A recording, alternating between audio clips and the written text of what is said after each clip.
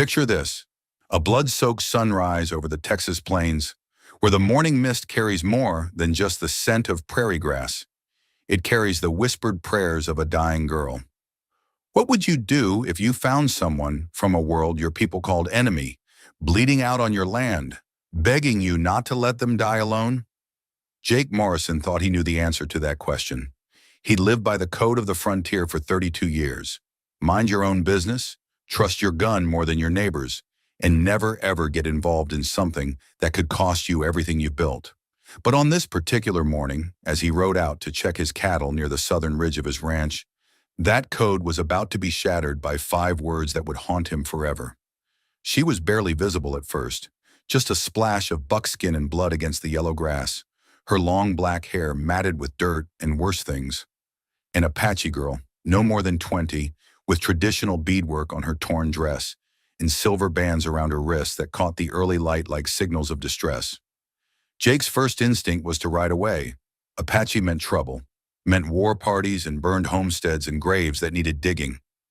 His neighbors would string him up if they knew he'd even looked twice. But then she moved, just barely, like a wounded bird trying to fly with broken wings. Her dark eyes found his across the distance, and in them he saw something that cut straight through every prejudice, every fear, every reasonable thought in his head. Not the wild hatred he expected, not the savage defiance the stories talked about, just pure, desperate humanity. A young woman who was dying and knew it, reaching out to the only soul she could see in a world that had suddenly become very, very small. "Please," she whispered, her voice carried on the wind like a prayer to a God who might not be listening. "Please don't leave me here to die." Jake Morrison had survived Indian raids, outlaw gangs, 3 harsh winters, and the kind of loneliness that could drive a man to talking to his horses. He'd built his ranch with his own 2 hands and defended it with blood when necessary. He was nobody's hero, nobody's saint, and sure as hell nobody's fool. But as he looked down at this broken girl who should have been his enemy, Jake realized that some choices don't give you time to think them through. Some choices reach up from the ground and grab you by the throat, demanding an answer that will define not just who you are, but who you're willing to become. What happened next would set 2 worlds on a collision course, challenge everything Jake thought he knew about right and wrong, and prove that sometimes the most dangerous thing you can do is show mercy to someone you're supposed to hate. This is the story of how a cowboy's compassion started a war between 2 peoples, and how love became the only weapon strong enough to end it. Jake Morrison had made plenty of hard choices in his 32 years, but none of them had ever involved a dying Apache girl whispering his name to the wind. He sat frozen on his horse Thunder for what felt like an eternity, his rifle within easy reach, his mind racing through every possible outcome of what he was about to do. The smart play was obvious. Ride away. Tell the sheriff there was a body on his land. Let someone else deal with the mess. Apache raids had been hitting settlements hard this summer, and folks in Copper Creek were already jumpy as cats in a thunderstorm. Finding an Apache on his property, even a wounded one, would raise questions he wasn't prepared to answer. But she was looking at him with those dark eyes that seemed to hold all the pain in the world, and Jake found himself dismounting before his brain could talk his heart out of it. "Easy now," he said, his voice rougher than he intended as he approached her slowly, hands visible and empty. "I ain't gonna hurt you." She flinched when he spoke, her body tensing like a cornered animal, but she was too weak to run. Up close, the damage was worse than he thought. Deep cuts along her arms, a nasty gash on her forehead that had bled down the side of her face, and something in the way she held her left side suggested broken ribs. Her breathing was shallow, labored. "Who did this to you?" Jake asked, crouching down a safe distance away. He'd learned enough Apache words from trading with peaceful bands to know the basics, but she surprised him by answering in clear English. "Raiders," she whispered, her voice barely audible. "Not my people. Bad men with white faces and black hearts." She coughed, flecks of blood staining her lips. "They took the others. Left me for the buzzards." Jake's jaw tightened. Renegade whites raiding under the guise of Apache to stir up trouble between the tribes and settlers. It was an old trick, but effective. The kind of men who'd torture a girl for sport and leave her to die slow. "What's your name?" he asked gently. "Ayana," she said, the word floating between them like a prayer. "It means eternal blossom." Jake nodded, filing the name away in a part of his heart he hadn't accessed in years. "I'm Jake. Jake Morrison. This here's my land." She studied his face with those penetrating eyes as if she could read his soul like tracks in the dirt. "You will leave me," she said quietly. It wasn't a question, just a statement of fact, resigned and tired. "Your people and mine, we are enemies now." "Maybe," Jake said, surprising himself with his honesty. "But right now, you're just a person who's hurt bad, and I'm just a man who can't walk away from that." He stood up, decision made despite every rational thought screaming at him to reconsider. "I'm gonna get some supplies from my saddlebags." "Don't try to run. You'll only hurt yourself worse." Ayana almost smiled at that.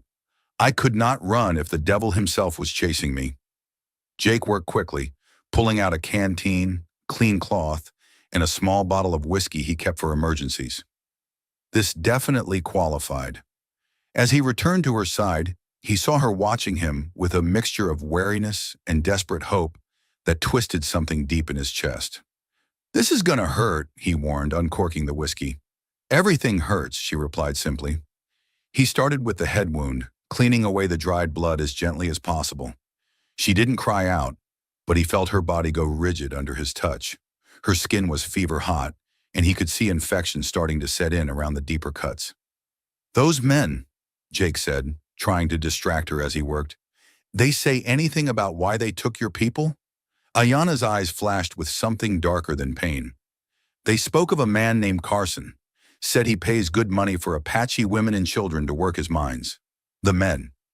She trailed off, her jaw clenching. Jake knew the name. Silas Carson ran silver mines up in the mountains, and rumors had been circulating for months about his labor practices. Nothing anyone could prove, but the kind of whispers that made decent folk uncomfortable. "How many were taken?" he asked. "7. My sister among them." Her voice broke slightly on the last words. "Little bright star. She is only 14 summers." Jake's hand stilled for a moment. A sister, a child. The scope of what he was getting involved in suddenly became much larger and more dangerous. Carson had money, influence, and a small army of hired guns. Going up against him would be like spitting into a hurricane. But looking down at Ayana's face, seeing the desperate love and fear there, Jake realized he was already past the point of walking away.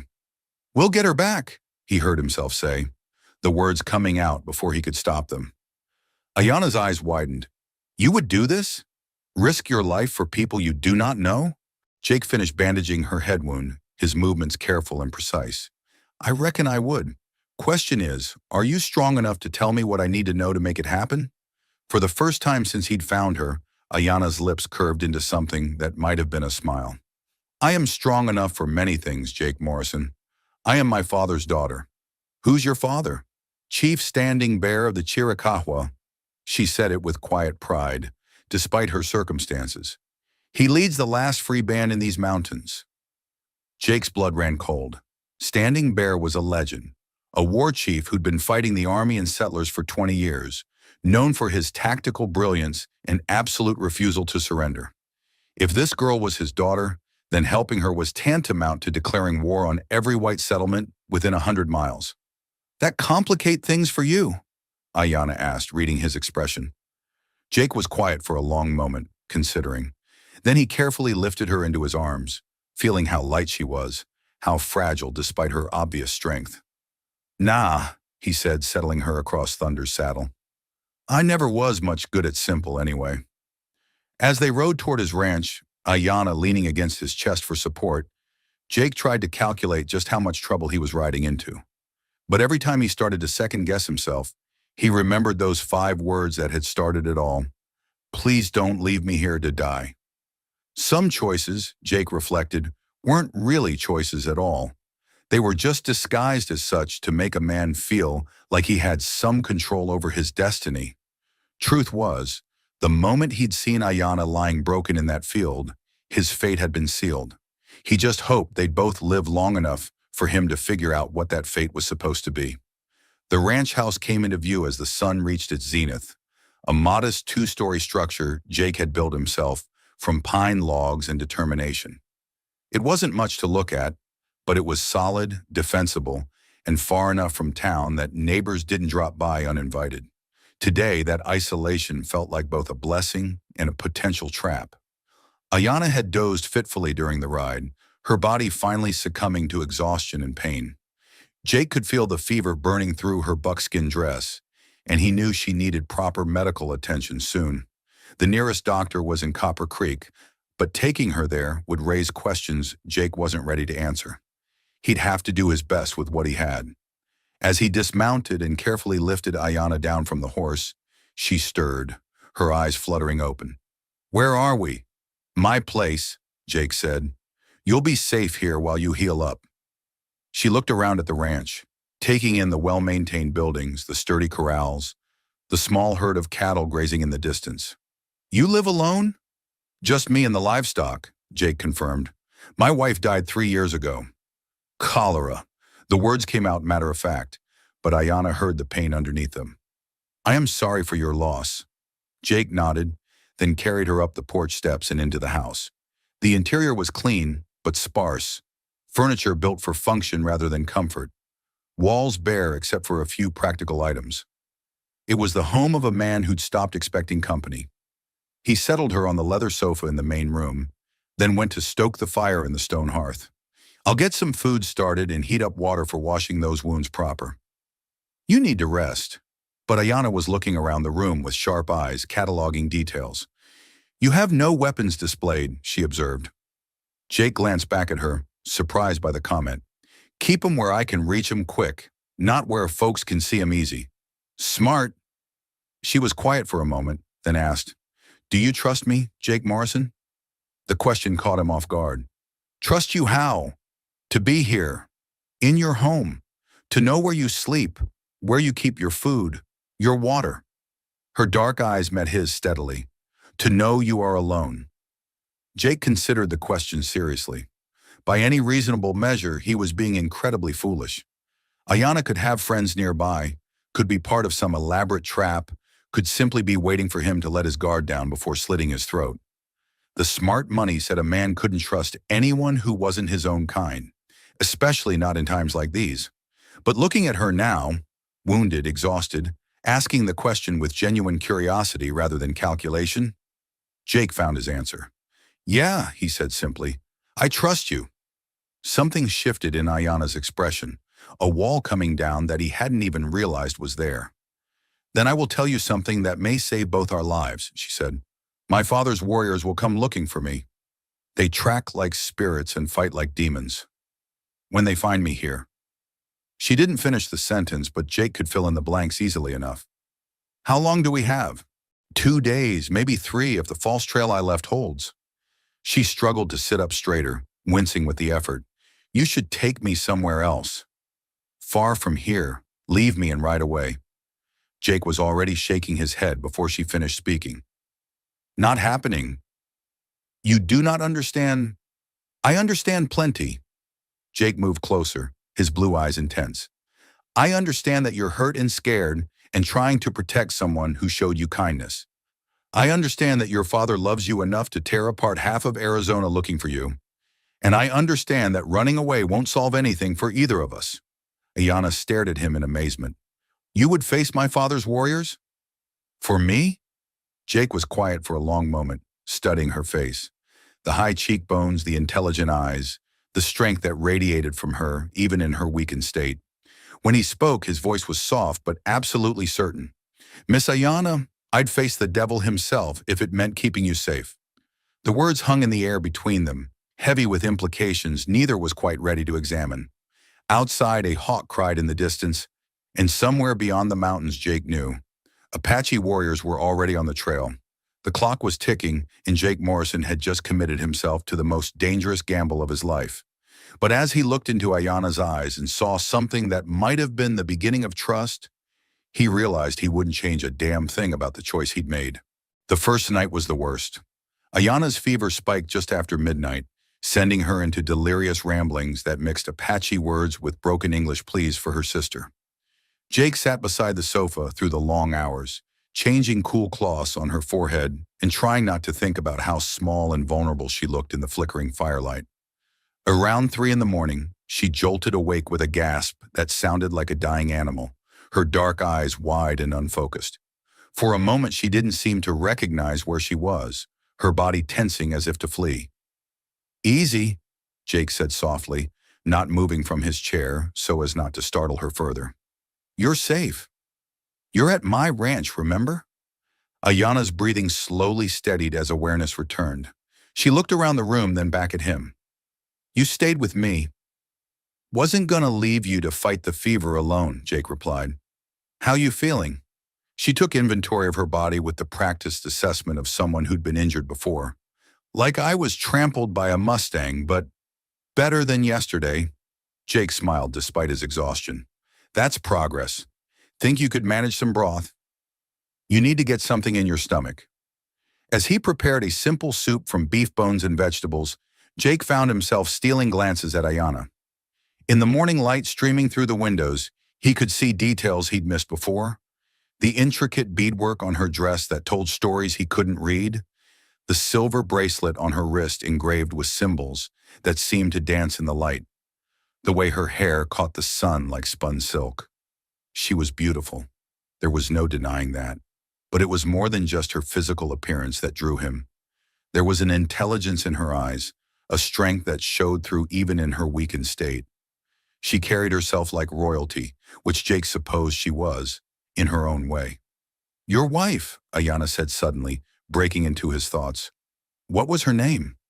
Jake's hand paused for a moment as he stirred the pot. "Sarah. Sarah Mitchell before she married me. Tell me about her." It was a request Jake wasn't expecting, and for a moment he considered deflecting. He didn't talk about Sarah much. It still hurt too much, even after 3 years. But something in Ayana's voice, a genuine curiosity mixed with compassion, made him want to share. "She was light," he said finally. "That's the best way I can put it. Always finding the good in things. Always believing people could be better than they were. She used to say I worried too much about tomorrow and not enough about today." "She sounds wise." "She was." Jake ladled broth into a bowl and brought it to Ayana, helping her sit up enough to eat without spilling. "She would have liked you, I think. She always said the measure of a person wasn't what tribe they came from or what color their skin was, but what was in their heart." Ayana sipped the broth carefully, her eyes never leaving his face. "And what do you see in my heart, Jake Morrison?" The question was asked simply, but Jake sensed layers of meaning beneath it. She wasn't just asking about his opinion. She was testing something, probing for the truth of who he really was. "I see someone who loves her family enough to die protecting them," he said after a moment. "Someone who's strong enough to trust a stranger when trust could mean life or death. Someone who—" He paused, searching for the right words. "Someone who makes me want to be better than I am." The spoon stopped halfway to Ayana's lips. She studied his face intently, as if she could read his soul through his eyes. "That is dangerous talk between our peoples." "Yeah, well," Jake said with a rueful smile, "I seem to be making a habit of dangerous choices lately." They ate in comfortable silence for a while, the morning sun painting golden rectangles on the wooden floor.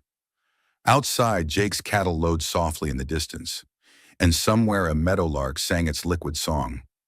It was peaceful, domestic even, and Jake found himself wishing it could last. But reality had a way of intruding on such moments. "Jake," Ayana said quietly, setting down her bowl, "there are things you should know about what happened to my people. Things that will help you understand why my father will not listen to reason when he comes." Jake settled back in his chair, prepared for whatever she was about to tell him. "The men who took us," she began, her voice steady despite the pain in her eyes. "They were not random raiders. They knew things. Where our camp was hidden, when the men would be away hunting, which paths we used for water." Her hands clenched into fists. "Someone told them. Someone who had been welcomed into our circle, who had eaten our food and shared our fire." "A traitor?" Perhaps, or a soldier who claimed to want peace. We have been betrayed before. The bitterness in her voice was sharp as broken glass. My father has grown to trust no white man's word. When he finds me here, he'll assume I'm part of whatever happened to your people, Jake finished. Ayanna nodded. He will see only that his daughter was taken by white men and found in a white man's house. The fact that you saved me will not matter to his grief and rage. Jake absorbed this information, calculating angles and possibilities. What if you told him the truth? Explained what really happened? Would you believe such a story? If your daughter was taken and you found her weeks later in an Apache camp, would you listen to explanations? Ayanna's dark eyes held no judgment, only sad understanding. Pain makes us all fools, Jake Morrison. It blinds us to everything but the need for vengeance. The weight of their situation settled over Jake like a heavy blanket. He was caught between forces that had been building toward conflict for years, forces that didn't care about individual acts of kindness or the growing connection he felt with the woman sitting in his living room. There might be another way, he said slowly, an idea forming. What if we could prove who really took your people? Show your father that Carson and his men are the real enemy. Ayanna leaned forward, wincing slightly at the movement. How? Carson's mines are only 2 days' ride north of here. If he's got your people working his claims, there'll be evidence. Witnesses. Maybe we could, We? Ayanna interrupted. Jake realized what he'd said and felt heat rise in his cheeks. I mean, I could go look. You need to rest and heal. No. Her voice was firm, brooking no argument. If you go, I go with you. They are my people, my sister. I will not hide here while others fight my battles. You can barely sit up without help, Jake protested. I will be stronger tomorrow, and stronger still the day after. She met his gaze with stubborn determination. Besides, you will need me to identify my sister and the others, to speak to them in our language, to convince them you are not another enemy. Jake wanted to argue, wanted to insist she stay where it was safe, but he could see the futility of it in her expression. This was Chief Standing Bear's daughter, raised to be a warrior in her own right. She would not be protected against her will. All right, he said finally, but we do this smart. Careful, and if things go bad, we face them together. Ayanna's hand moved to cover Hina's where it rested on the arm of his chair. Her skin was warm, soft despite the calluses that spoke of a life lived outdoors. That is what partners do, is it not? Partners. The word hung in the air between them, loaded with implications that went far beyond their immediate situation.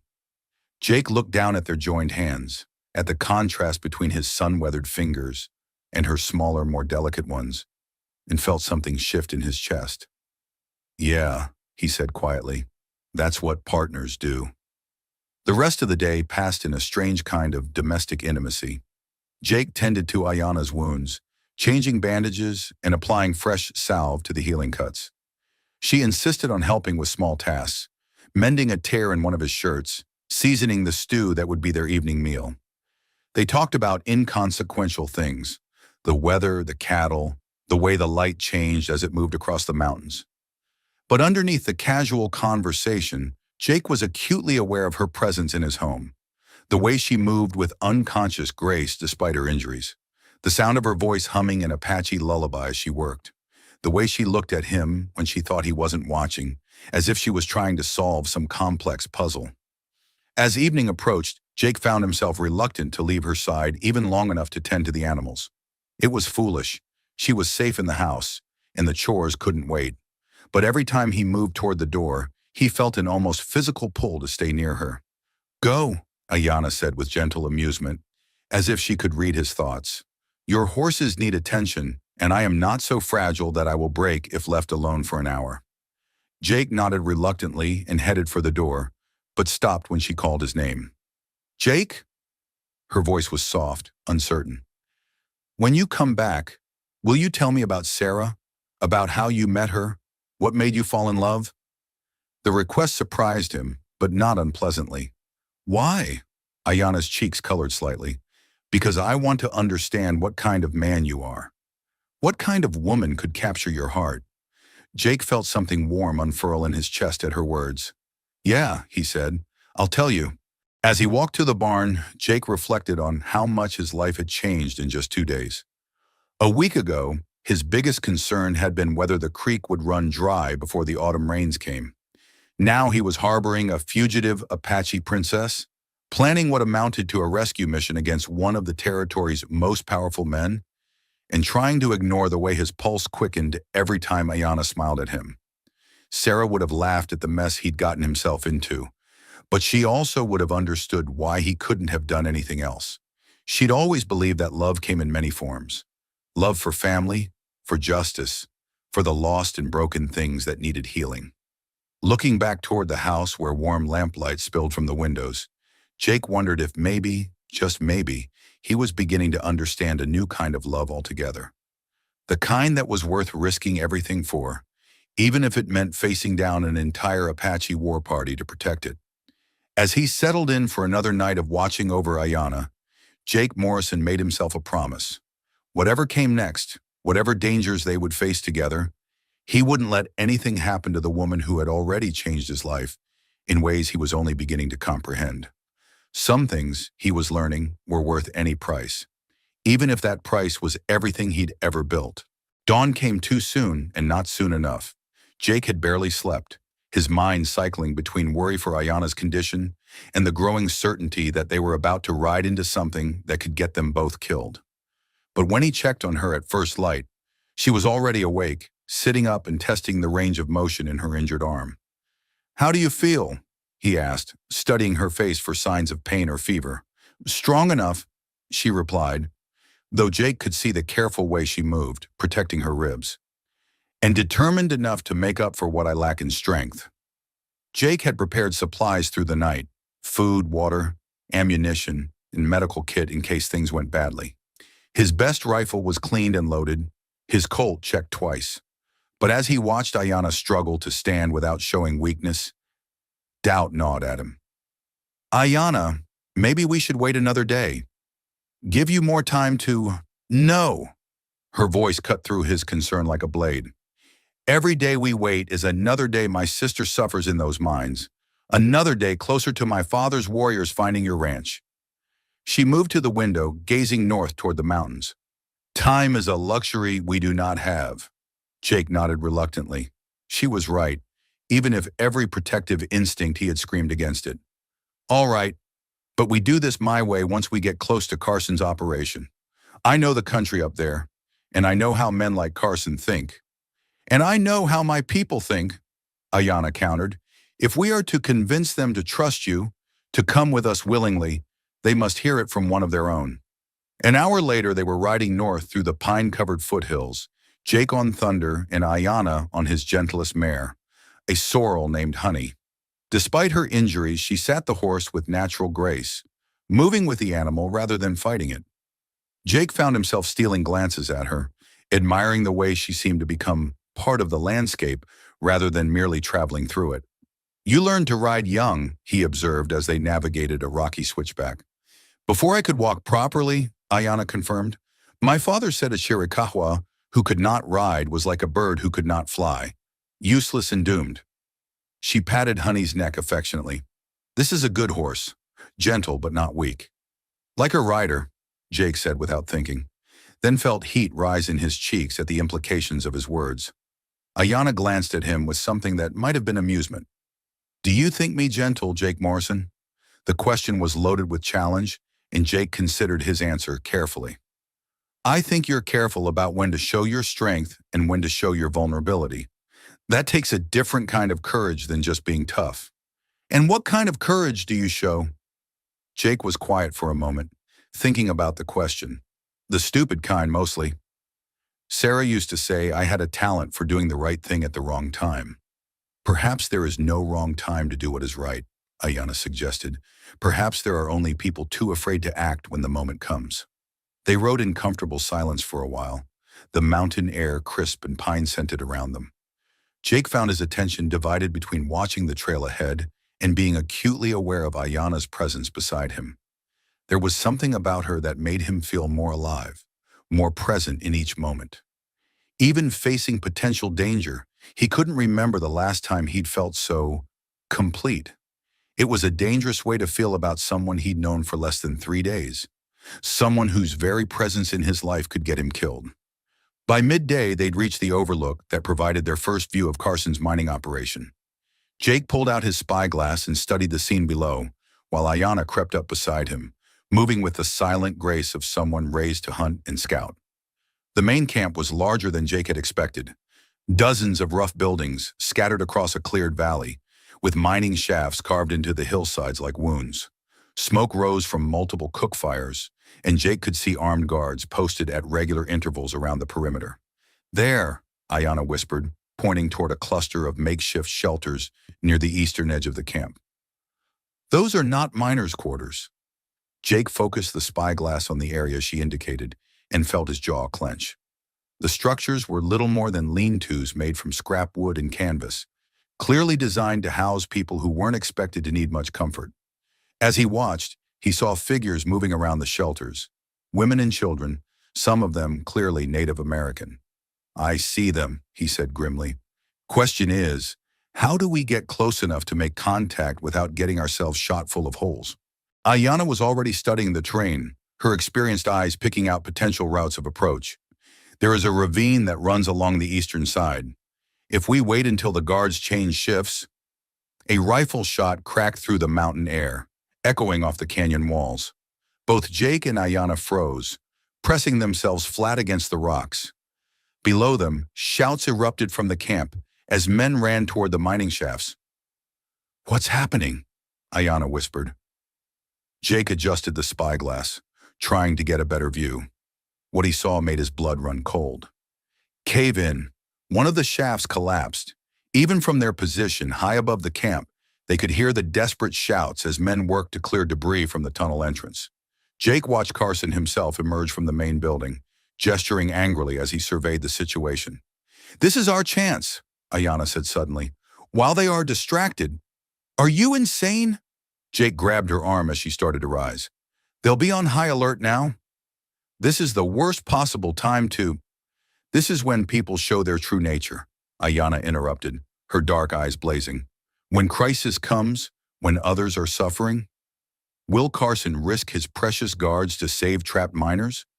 Or will he count his losses and protect his profits?" As if in answer to her question, they watched Carson point toward the collapsed shaft, then shake his head and turn away. Several of his men started to follow him back to the main building, leaving only a skeleton crew working at the debris. "Son of a bitch," Jake muttered. "He's abandoning them." "And now we know what kind of man we face," Ayanna said grimly. "The kind who values gold more than lives." The sound of shouting from below grew more desperate, and Jake could see women from the shelter area running toward the collapsed mine, only to be turned back by guards. One woman, small with long black hair, fought against the man holding her back, her voice carrying across the valley in what Jake recognized as Apache. Ayanna went rigid beside him. "Bright Star," she breathed. "Your sister?" "Yes." Ayanna's voice was thick with emotion. "She is trying to reach the mine. Someone she cares about must be trapped." Jake watched through the spyglass as the young girl was forcibly dragged back toward the shelters, her anguished cries audible even at their distance. The casual brutality of it, the complete disregard for her obvious distress, made something cold and hard settle in his chest. "We're going down there," he said, decision made. "Jake, no. It is too dangerous. Look at me." His voice was quiet but intense, and when Ayanna met his eyes, she saw something there that hadn't been present before. A kind of focused determination that was both impressive and slightly frightening. "That's your sister down there, suffering while Carson counts his money. And those miners, they might die while we sit up here being careful." Ayanna studied his face for a long moment. "This is not your fight. Like hell it isn't." Jake was already checking his weapons, his movements quick and efficient. "The moment I decided to help you, the moment I saw what kind of operation Carson's running, this became my fight too. And if we die," Jake met her gaze steadily, "then we die trying to do something that matters. Sarah always said that was the only way worth going." Something shifted in Ayanna's expression, surprise, admiration, and something deeper that made Jake's pulse quicken. You are not what I expected, Jake Morrison. What did you expect? A kind man who would help a wounded stranger and then step back when things became dangerous. She checked her own knife, the silver blade catching the afternoon light. I did not expect a warrior. Maybe I didn't either, Jake admitted. Maybe you bring out parts of me I didn't know were still there. They moved down the mountainside like ghosts, using the chaos around the collapsed mine as cover. Jake's heart hammered against his ribs, but his hands were steady, his movements sure. Beside him, Ayanna flowed through the terrain with liquid grace, her earlier injuries seemingly forgotten in the face of action and purpose. When they reached the edge of the camp, Jake caught her arm gently. Once we start this, there's no going back. Ayanna's hand covered his, warm and sure. I would not go back if I could. Even knowing what it might cost? She was quiet for a moment, looking toward the shelters where her sister was being held, then back at Jake. When she spoke, her voice was soft but absolutely certain. Some things are worth any price, Jake Morrison. Family, honor, and sometimes, she paused, her dark eyes holding his. Sometimes a chance to stand beside someone who makes you believe in something better. Jake felt something shift between them in that moment, something that went beyond partnership or mutual respect. It was the recognition of two people who had found something rare and precious in each other, something worth fighting for, even in the face of impossible odds. All right then, he said quietly. Let's go save your sister. As they crept toward the shelter area, using the continuing confusion around the mine collapse as cover, Jake reflected on how much his life had changed since finding Ayanna in his pasture. 3 days ago, he'd been a man content to live quietly, to avoid trouble, to honor his wife's memory in solitude. Now he was about to assault a heavily defended mining camp, to rescue a group of Apache captives, and the only thing that surprised him about it was how right it felt. Some choices, Jake realized, didn't just change your circumstances. They revealed who you'd always been underneath, just waiting for the right moment to emerge. And as he prepared to risk everything for a woman he was rapidly falling in love with, and a cause that could get them both killed, Jake Morrison discovered that he was apparently the kind of man who would face impossible odds for the people he cared about. It was a good thing to know about yourself, even if you learned it at the worst possible time. The chaos around the collapsed mine shaft provided better cover than Jake had dared hope. Guards who should have been patrolling the perimeter were either helping with the rescue effort or standing around watching Carson rage at his foreman. In the confusion, two figures moving carefully through the shadows went completely unnoticed. Jake and Ayanna reached the edge of the shelter area just as the sun began its descent toward the western peaks. The makeshift structures were even more pathetic up close. Scraps of wood and canvas that wouldn't keep out a spring rain, let alone provide comfort for the people forced to live in them. There, Ayanna whispered, pointing toward a cluster of women huddled near the largest shelter. I see her. Jake followed her gaze and spotted the girl who had fought against the guards earlier. Even from a distance, the family resemblance was clear. The same high cheekbones, the same determined set to her jaw, the same fierce spirit that refused to be broken despite circumstances. How do we get close without causing a panic? Jake asked quietly. Leave that to me. Ayanna was already moving, circling around toward the back of the shelters with the silent grace of a hunting cat. Jake watched nervously as she approached the group of women from behind, moving from shadow to shadow until she was close enough to speak. He saw her call out softly in Apache, saw the heads turn, saw the moment of shocked recognition on Brightstar's face.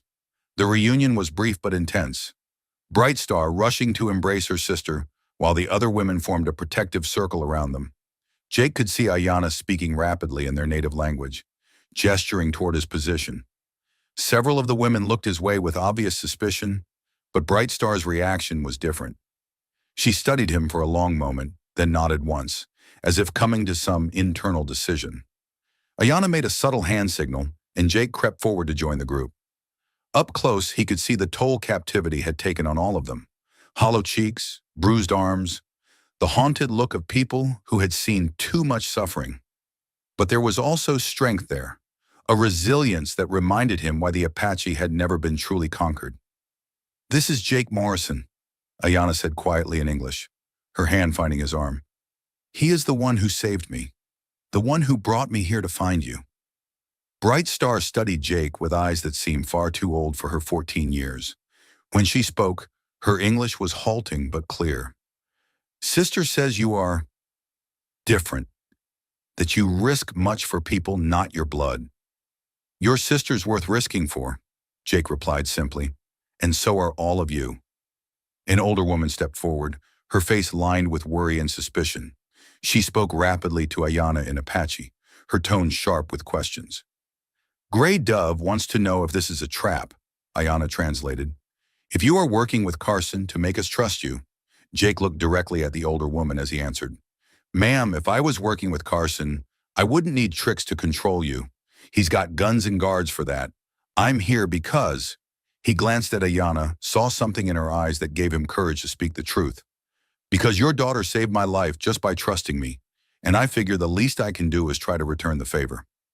Gray Dove's expression softened slightly, but before she could respond, shouts erupted from the direction of the main camp. Through the gaps between buildings, Jake could see torches being lit as evening approached. They're organizing search parties, he said grimly. Someone must have noticed we're here. No, Bright Star said, her young face grim. They search for the miners, the ones who lived through the cave-in. Carson, She struggled for the English words. He does not want them to tell what they saw in the deep tunnels. Jake felt ice form in his stomach. What did they see? Bright Star looked to her sister, spoke quickly in Apache. Ayana's face went pale as she listened. Bodies, Ayana translated, her voice barely above a whisper. Old bodies. Apache bodies. Carson has been using the mines to hide the evidence of his raids, his murders. The pieces clicked together in Jake's mind with sickening clarity. Carson wasn't just using forced labor, he was systematically eliminating Apache bands and hiding the evidence in the mines. The cave-in had exposed his secret graveyard, and now he was hunting down anyone who might have seen it. We need to move, Jake said urgently. Now, before... Too late, Gray Dove hissed, pointing toward the camp entrance. Jake turned to see a line of torches moving toward the shelter area, guards with rifles spreading out in a search pattern. At their head walked Carson himself, a tall man with silver hair and cold eyes that seemed to catalog everything they fell upon. Back here, Jake whispered, motioning toward a gap between two shelters. Stay low and quiet. They huddled in the shadows as the search party approached, Jake's hand hovering over his Colt while Ayana gripped her knife. The other women pressed close together, some of them holding children who had learned not to cry at the worst possible moments. Carson's voice carried clearly in the mountain air as he addressed his men. Check every shelter, every hiding place. If any of those miners are alive, I want them found and dealt with quietly. And while you're at it, do a head count on our workers. Make sure none of them are getting ideas about wandering off. Jake met Ayana's eyes in the dim light and saw his own determination reflected there. They couldn't save everyone, not tonight, not against these odds. But they could save some. They could save the ones who mattered most to the woman who was rapidly becoming everything to him. Bright Star, he whispered urgently. Can you and two others travel fast and quiet? The girl nodded without hesitation. I can. Gray Dove? Ayana asked her in Apache. The older woman's response was firm, decisive. She pointed to herself and one other woman, a younger Apache with intelligent eyes who had been listening intently to their conversation. Windwalker, Ayana explained. She knows the mountain paths better than anyone. All right, Jake said, his mind racing through possibilities. We take these three and get them clear of the camp. Once they're safe, we figure out how to come back for the others. Jake, Ayana said softly, her hand touching his arm. There are 12 people here. We cannot save them all in one trip. I know. The words tasted like ashes in his mouth. But we save who we can tonight. Then we find a way to save the rest. A torch flared nearby, close enough for them to see the shadow of a guard moving between the shelters. Jake drew his Colt silently, thumb on the hammer, ready to act if they were discovered. But Ayana's hand covered his, stopping him. No, she whispered. Gunfire will bring them all. Trust me. Before Jake could ask what she meant, Ayana was moving, sliding out of their hiding spot like smoke. Jake watched in amazement as she circled behind the guard, moving with such perfect silence that even he lost track of her position for a moment. The guard never knew what hit him. Ayana's knife hilt caught him behind the ear with surgical precision, and he dropped like a stone. She was already dragging his unconscious form into the shadows before Jake fully processed what had happened. "That won't buy us much time," she said when she returned, but Jake could see pride in her eyes, pride in her skill, in her ability to protect the people she cared about. "It'll be enough," Jake said, and meant it. "Grey Dove, take Windwalker and head for that ravine we spotted from the ridge. Bright Star, you're with us. We'll create a distraction and meet you at the top." The older women moved immediately, disappearing into the darkness with the fluid grace of people who had spent their lives evading enemies. Jake watched them go, then turned to find Ayana studying him with an expression he couldn't quite read. "What?" he asked.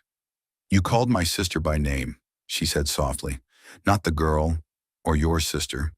You see her as a person, not just someone to be rescued." Jake felt heat rise in his cheeks. "Of course I do. She's—" He struggled for the right words. "She's part of you. That makes her important to me too." Something shifted in Ayana's expression, something warm and profound that made Jake's breath catch in his throat. "Jake Morrison," she said quietly, "I think you may be the most dangerous man I have ever met." "Dangerous how?" "Because you make me want things I thought were impossible." Her dark eyes held his steadily. "You make me want to believe that two people from different worlds can find something worth fighting for together." Before Jake could respond, more shouts erupted from the direction of the mine. The unconscious guard had been discovered, and Carson's voice was rising above the others, sharp with anger and suspicion. "Time to go," Jake said, but he caught Ayana's hand as they started to move. "When this is over, when your sister is safe, we're going to talk about those impossible things." Ayana's smile was brilliant even in the darkness. "Yes," she said simply, "we are." They moved toward their planned escape route with Bright Star between them, the young girl proving as silent and sure-footed as her sister. Behind them, the search was intensifying, torches spreading out in a widening pattern as Carson's men realized they were dealing with an infiltration, not just wandering miners. Jake felt the familiar calm that came over him in moments of extreme danger, the world sharpening into perfect focus. But underneath the tactical awareness, underneath the adrenaline and fear, was something else. A fierce joy that had nothing to do with the danger and everything to do with the woman moving beside him through the darkness. Whatever happened next, whatever price they ended up paying for this night's work, Jake knew one thing with absolute certainty. Ayana had been right about impossible things. Some of them were worth believing in after all. As they reached the edge of the camp and started up the steep slope toward the ravine, Jake allowed himself one quick look back at the chaos they were leaving behind. Somewhere down there, 9 Apache captives were still trapped in Carson's brutal operation.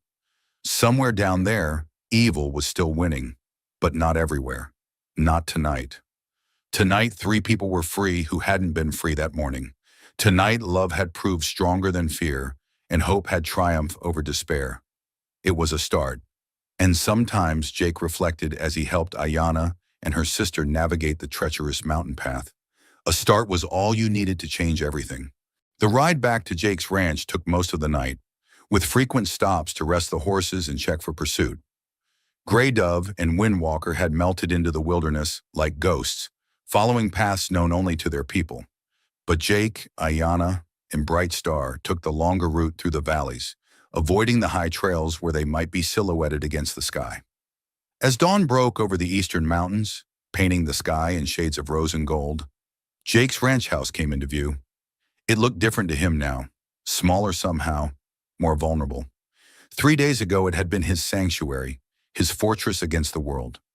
Now it felt like what it truly was, a fragile shelter that could be swept away by forces much larger than one man's desire for peace. "It is a good place," Bright Star said quietly, speaking her first words since they'd left Carson's camp. "Strong but not angry, like the man who built it." Jake glanced at Ayana, who was watching him with eyes that seemed to see straight through to his soul. "Your sister's got away with words." "She has always seen people clearly," Ayana replied. "It is a gift that has kept her alive in dark places." They dismounted in the barn, Jake automatically moving to tend to the horses, while Ayanna helped her sister down from the saddle. Bright Star was steady on her feet, but Jake could see the exhaustion in her young face, the weight of everything she'd endured finally catching up with her. "There's hot water on the stove," he told them both. "Food in the pantry. You should both rest while—" The words died in his throat as a sound reached his ears that made his blood run cold. The thunder of many horses approaching fast. Not the random drumming of wild mustangs, but the organized rhythm of a war party riding with purpose. "Father," Ayanna breathed, her face going pale. Jake was already moving, grabbing his rifle from the tack room and checking the load. "How many?" Ayanna tilted her head, listening to the approaching hoofbeats with practiced ears. 20, maybe 25. She looked at him with desperate eyes. "Jake, you must let me speak to him first. If he sees you as a threat—" "I understand." Jake's voice was calmer than he felt. "But Ayanna, if things go wrong, if he won't listen, they will not go wrong." But even as she said it, Jake could hear the uncertainty in her voice. The riders came into view as the three of them stepped out onto the porch. Apache warriors in full war paint, their horses dancing with barely contained energy. At their head rode a man who could only be Chief Standing Bear, and Jake understood immediately why the name carried such weight throughout the territory. Standing Bear was not the largest man in the group, but he commanded attention like a force of nature. Silver streaked his long black hair, and scars mapped the story of a lifetime of battles across his weathered face. But it was his eyes that stopped Jake cold, dark, intelligent, and burning with the kind of controlled fury that could level mountains. The war party spread out in a semicircle around the ranch house, rifles and lances ready but not yet pointed at targets. Standing Bear himself dismounted with fluid grace and walked toward the porch, his gaze locked on Jake with predatory intensity. "Father," Ayanna called out in Apache, stepping forward with her hands visible and empty. Standing Bear's eyes flicked to his daughter, and for just a moment, Jake saw the mask slip. Relief, love, and desperate worry all flashed across the chief's face before the iron control reasserted itself. He spoke to Ayanna in rapid Apache, his voice sharp with questions. She answered in the same language, her tone respectful but firm. Jake caught his own name mentioned several times, along with words he didn't recognize but could guess at from context. Explanation, rescue, trust. Standing Bear listened without interruption, his gaze never leaving Jake's face. When Ayanna finished speaking, the silence stretched like a bowstring, taut with potential violence. Finally, the chief spoke, his English accented but clear. "My daughter tells me you saved her life, that you risked your own safety to help her find her sister." "Yes, sir," Jake replied simply. "I did. And she tells me you ask nothing in return, that you expect no reward, no treaty, no advantage for your people." Standing Bear's eyes narrowed. "In my experience, white men always want something." "What do you want, Jake Morrison?" The question hung in the air like smoke, heavy with implications. Jake was acutely aware of the 20-plus warriors surrounding them, of the fact that one wrong word could turn this conversation into a bloodbath. But he was also aware of Ayanna standing beside him, a bright star watching from the doorway, of the trust he'd been given by people who had every reason to distrust him. "I want your daughter to be safe," Jake said, meeting Standing Bear's gaze directly. "I want her sister to have a chance to heal from what those bastards did to her. And I want the men responsible for kidnapping your people to face justice." "Justice?" Standing Bear's voice was cold as winter wind. "Your people's justice? Or mine? I reckon there's not much difference when it comes to men like Carson," Jake replied. "He's got 9 more of your people in those mines, working them to death and worse. That's not right by any measure." Standing Bear studied him for a long moment, then walked closer, close enough that Jake could see the intelligence burning in those dark eyes. The calculation of a man who had survived decades of warfare through wit as much as courage. "You would fight your own people for mine?" the chief asked quietly. Jake thought about the question, really thought about it. "Carson's not my people," he said finally. "A man who'd kidnap women and children, who'd work them to death for profit. That's not any kind of people I want to claim." "And what of the others?" The townspeople who will see you as a traitor for helping us? Jake glanced at Ayana, saw something in her eyes that gave him strength. I reckon I'd rather be called a traitor by cowards than be welcomed by monsters. For the first time since arriving, Standing Bear's expression shifted slightly, not quite approval, but something that might have been respect. My daughter also tells me, the chief continued, his voice dropping to a tone that somehow carried more menace than his earlier intensity, that there is something between you, something that goes beyond gratitude for a rescue. Jake felt heat rise in his cheeks, but he didn't look away. Yes, sir, there is. And what would you call this something? The question was a trap. Jake could feel it. Answer wrong, and Standing Bear would see it as weakness or deception. Answer too honestly, and he might be seen as presumptuous, claiming something he had no right to. But as Jake looked at Ayana, saw the way she was watching him with a mixture of hope and fear, he realized there was only one answer he could give. I'd call it love, sir. The kind that makes a man want to be better than he is. The kind that makes him willing to face down an army to protect what matters most. Standing Bear was quiet for so long that Jake began to think he'd chosen poorly. The warriors shifted restlessly on their horses, tension crackling through the morning air like electricity before a storm. Then, unexpectedly, Standing Bear smiled. It wasn't a warm smile. It was the smile of a wolf who had just decided not to eat you. At least not yet. Love, the chief repeated as if tasting the word, a dangerous thing between our peoples. Yes, sir, Jake agreed, but some things are worth the danger. Standing Bear nodded slowly. Indeed they are. He turned to address his daughter in Apache, speaking at length while Jake stood frozen, unable to understand the words but desperately trying to read the tone. When the chief finished speaking, Ayana's face had gone pale, but she nodded with quiet dignity. She spoke a few words in response, then turned to Jake. My father says you have proven your courage and your honor, she said, her voice carefully controlled. But courage and honor are not enough for what you ask. Jake's heart sank. What does he want? A test, Standing Bear answered for himself. You claim to love my daughter. You claim to be willing to fight for what is right. Prove it. How? Standing Bear's smile turned predatory. Help us rescue the rest of our people from Carson's mines, not as a scout or a guide, but as a warrior. Fight beside us as one of us. The chief paused, letting the weight of his words sink in.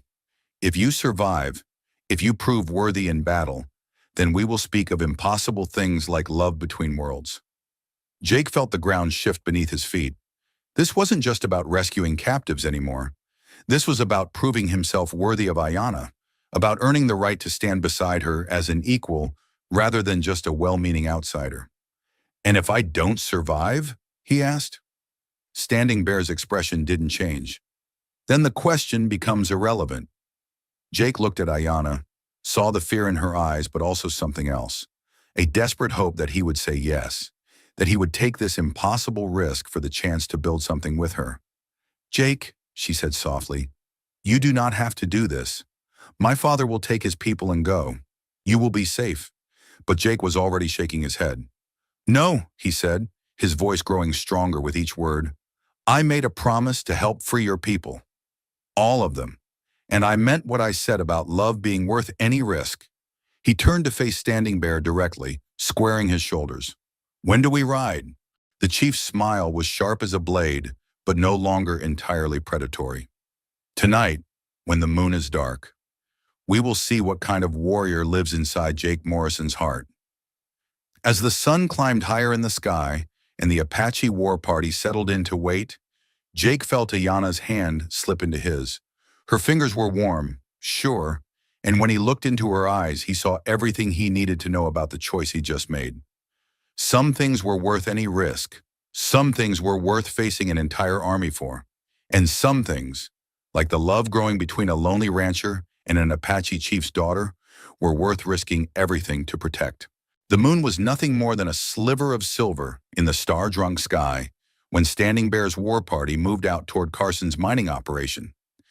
Jake rode among them, his face painted with the same ochre and ash patterns that marked the Apache warriors, His clothes traded for buckskin leggings and a simple shirt that wouldn't catch on branches or reflect moonlight.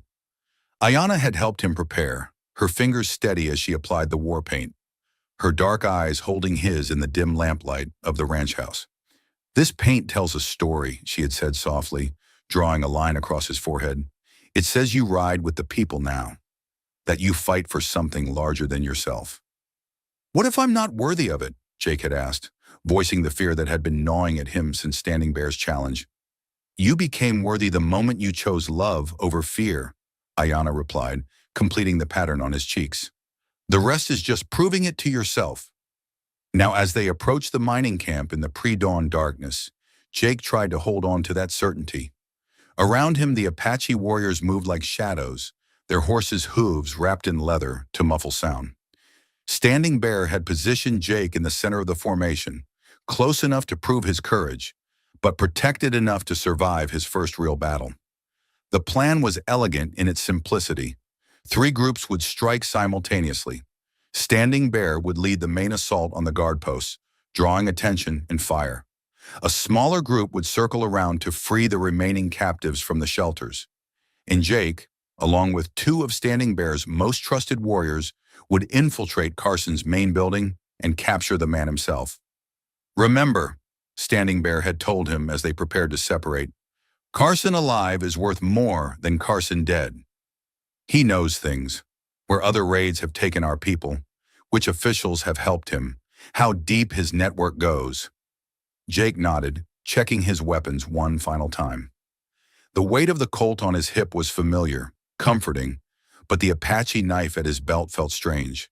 It was a gift from Standing Bear, a blade that had taken lives in defense of the people, now entrusted to a white man who was trying to earn his place among them. The signal came as a hawk's cry, barely distinguishable from the real thing. Immediately, the night exploded into action. Gunfire erupted from the guard posts as Standing Bear's warriors struck like lightning, their war cries splitting the darkness. Jake saw muzzle flashes bloom like deadly flowers in the darkness, heard the confused shouts of guards who had been caught completely off guard.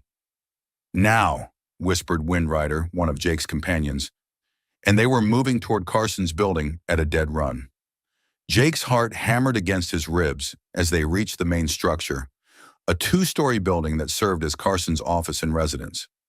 Most of the guards had rushed toward the sounds of battle, leaving only 2 men at the front entrance. Wind Rider and his partner, a young warrior called Swift Arrow, took them down with brutal efficiency.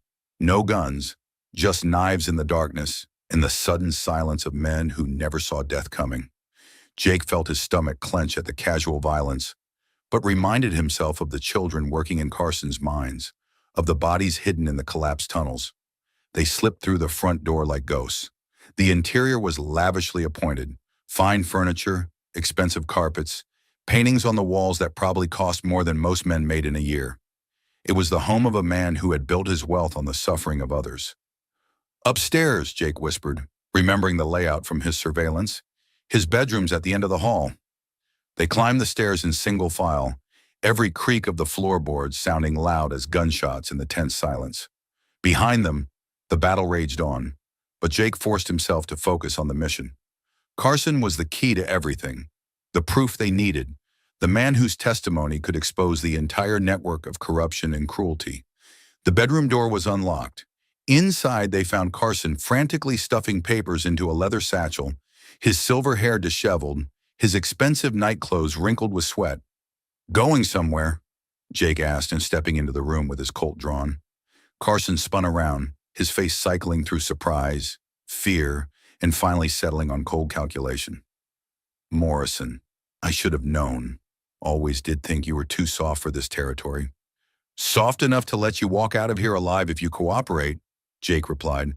"Hard enough to paint these walls with your brains if you don't." Carson's eyes flicked to the 2 Apache warriors flanking Jake, and something ugly twisted in his expression. "You're riding with savages now? That's lower than I thought even you could sink." Wind Rider stepped forward, his knife glinting in the lamplight, but Jake held up a hand to stop him.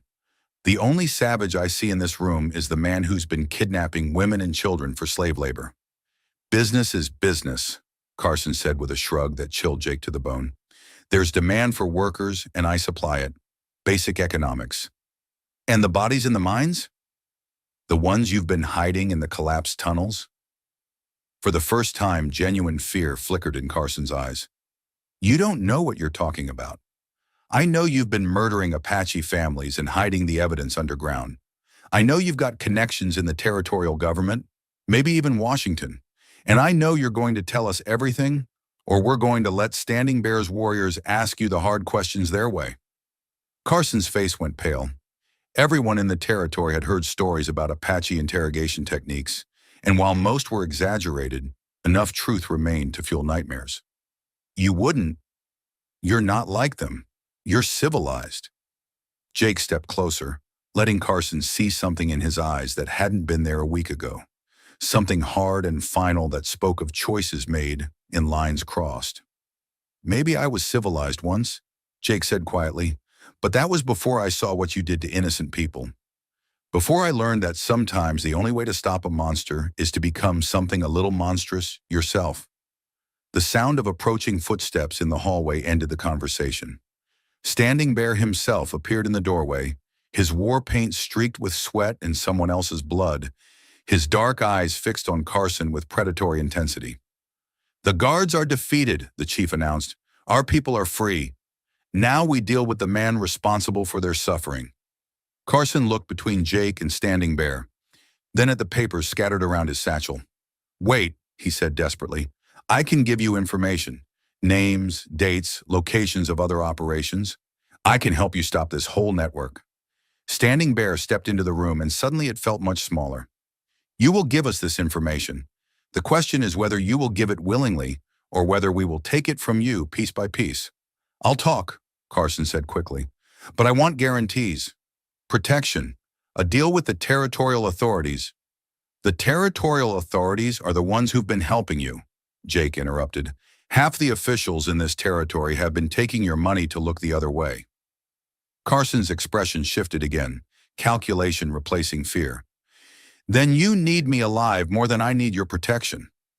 Without my testimony, you'll never prove the corruption goes all the way to the top. It was true, and they all knew it. Carson might be a monster, but he was a monster with valuable information. Information that could save lives and expose a network of corruption that stretched far beyond one mining operation. Standing Bear studied Carson for a long moment, then nodded slowly. You will live. For now. But you will also face justice. Our justice, not the white man's courts that have ignored our people's suffering for so long. What does that mean? It means, Jake said, surprising himself with the hardness in his own voice, that you're going to spend the rest of your life making amends for what you've done, starting with helping us free every Apache you've sold into slavery and ending with testifying against every official who helped you do it. As they led Carson out of the building, his hands bound with rawhide rope, Jake felt a strange mixture of satisfaction and emptiness. They had won. The remaining captives were free, Carson was captured, and the evidence of his crimes was secured. But victory felt different than he had expected, more complex and less clean. Outside, the Apache warriors were already preparing for the journey home. The freed captives, 9 people who had endured weeks of brutality, were being helped onto horses, their faces showing the kind of stunned relief that comes after surviving something that should have killed you. Ayanna was waiting for him at the edge of the camp, her own face painted for war, her dark eyes searching his face for signs of injury or trauma. You did it, she said softly, her hand finding his. You proved yourself worthy. Jake looked around at the scene, Apache warriors tending to their rescued people, Carson bound and defeated, the mining operation in ruins, and realized something important. No, he said, meeting her eyes. We did it. Together. Standing Bear approached them, his expression unreadable in the pre-dawn light. Jake Morrison, he said formally, you have fought with honor beside the people. You have proven your courage and your commitment to justice. The chief paused, his dark eyes moving between Jake and his daughter. If you still wish to speak of impossible things, now is the time. Jake felt his heart hammering as he turned to face Ayanna fully. Around them, the Apache warriors had grown quiet, sensing the importance of the moment. Ayanna, Jake said, his voice carrying clearly in the mountain air. "I know our peoples have been enemies. I know there are forces that will try to tear us apart. People who will say what we have is wrong or impossible." He took her hands in his, feeling the strength in her fingers, the warmth of her skin. "But I also know that love doesn't recognize boundaries or bloodlines. And I know that I want to spend whatever time I have left on this earth trying to be worthy of the gift you've given me."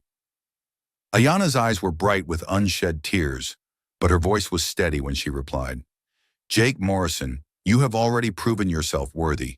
You risked everything for my people, not because you had to, but because your heart demanded it." She smiled, and it was like sunrise breaking over the mountains. "I choose you as you have chosen me. Whatever comes, we face it together." Standing Bear nodded slowly, then did something Jake hadn't expected. He smiled genuinely and warmly. "Then it is settled," the chief said. "You will be married in the Apache way, with the blessings of the people. And Jake Morrison," he clapped a strong hand on Jake's shoulder, "welcome to the family." As the sun rose over the mountains, painting the sky in shades of gold and rose, Jake Morrison stood surrounded by Apache warriors and held the woman he loved in his arms. It wasn't the life he had planned, wasn't the safe, quiet existence he had thought he wanted. It was something infinitely better. 6 months later, Jake and Ayana's ranch had become a symbol of something new in the territory, a place where Apache and white families worked together, where old enemies had become partners in building something better. Carson's testimony had indeed brought down a network of corruption that reached into the highest levels of government, and the man himself worked every day in the fields he had once ruled through fear and violence. It wasn't perfect. There were still those on both sides who saw their union as betrayal or abomination. But there were also those who saw it as hope, as proof that the cycle of violence could be broken by people brave enough to choose love over fear. And on quiet evenings, when Jake and Ayana sat on their porch watching the sunset paint the mountains purple and gold, they knew they had found something worth all the risks they had taken. Some things were worth any price. Some things were worth facing down an army for. And sometimes, if you were very lucky and very brave, those impossible things turned out to be possible after all. And so across these unforgiving lands, another tale drifts away with the wind. A story of how love conquered fear, how courage bridged two worlds, and how one man's choice to show mercy to a dying stranger changed everything. Jake Morrison started as a lonely rancher who just wanted to mind his own business and live quietly on his patch of Texas dirt. But when he heard those 5 desperate words, "Please don't leave me here to die," he discovered that some choices don't give you time to think them through. Some choices reach up from the ground and grab you by the throat, demanding an answer that will define not just who you are, but who you're willing to become. Ayana could have died in that field, another victim of Carson's brutality, another Apache woman whose story would never be told. Instead, she found a man who saw past the color of her skin to the humanity underneath, who risked everything, his safety, his reputation, his very life, because it was simply the right thing to do. Their love story wasn't easy. It was forged in gunfire and tested by prejudice, threatened by forces that wanted to keep their worlds forever separate. But they proved that sometimes the most powerful weapon against hatred is 2 people brave enough to choose each other, despite everything trying to tear them apart. Standing Bear could have been just another vengeful chief, seeking blood for blood. Instead, he became a father who recognized that true strength sometimes means embracing change, that protecting your people might require making peace with former enemies. His test of Jake wasn't about violence. It was about commitment, about proving that love backed by action is stronger than words alone. And Carson? Well, sometimes justice doesn't come from a hangman's noose. Sometimes it comes from forcing a man to spend the rest of his life making amends for the evil he's done, working the same fields where his victims once suffered, living with the knowledge that his empire of cruelty crumbled because one cowboy chose compassion over convenience. But here's what I want to know from you, the folks who've ridden this trail with us tonight. Have you ever been faced with that kind of choice? A moment when doing the right thing meant risking everything you'd built? When love, whether for family, justice, or another person, demanded that you step outside your comfort zone and into the unknown? Maybe you found someone lying broken by the side of life's road, and you had to decide whether to stop and help or keep riding. Maybe you met someone from a different world, different background, different beliefs, different color, and felt a connection that everyone around you said was impossible. Maybe you discovered corruption or cruelty in your own community and had to choose between staying silent and speaking up. Those moments define us more than any other. The moments when our hearts and our fears go to war and we have to decide which one wins. Tell us in the comments, what would you have done in Jake's boots? Would you have risked everything for a stranger? Have you ever found love in an unexpected place with someone the world said you shouldn't care about? Share your stories of courage, of love that conquered fear, of times when doing right cost you everything, but gave you something even more valuable in return. Your stories matter here at Wild West Stories. Every comment, every shared experience, every tale of ordinary people doing extraordinary things reminds us why these old stories still echo across the years. They're not just about cowboys and Indians, about gunfights and gold rushes. They're about the eternal human struggle to choose love over hate, courage over fear, hope over despair. If this story touched something in your heart, if it reminded you that impossible things sometimes turn out to be possible after all, then smash that like button, ring that notification bell, and subscribe for more tales from the frontier, where love was the bravest weapon of all. Because out here in the wild west of the human heart, there are still so many stories left to tell. Stories of redemption and romance, of justice and second chances, of ordinary folks who discovered they were capable of extraordinary things when love demanded it of them. Until next time, keep your hearts open to impossible things, your courage ready for when it's needed. And remember, sometimes the most dangerous thing you can do is show mercy to someone you're supposed to hate. This is Wild West Stories, where every sunset promises a new beginning, and every sunrise brings another chance to choose love over everything trying to destroy it. Ride safe, partners. We'll see you on the next trail.